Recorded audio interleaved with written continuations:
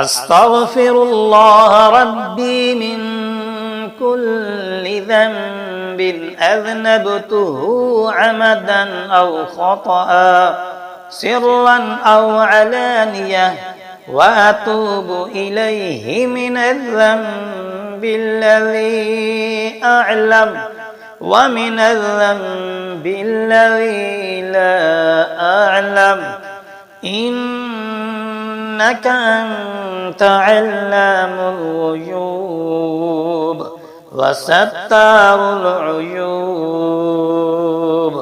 وغفار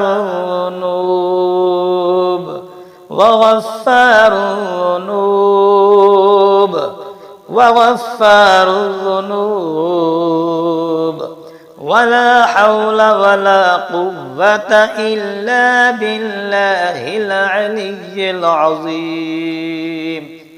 اللهم إني أعوذ بك من أن أشرك بك شيئا وأنا أعلم به وأستغفرك لما لا أعلم به تبت عنه وتبرأت من الكفر والشرك والكذب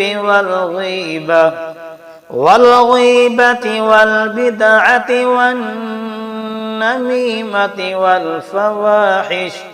والفواحش والبهتان والمعاصي كلها. وأسلمت وأقول لا إله إلا الله محمد رسول الله.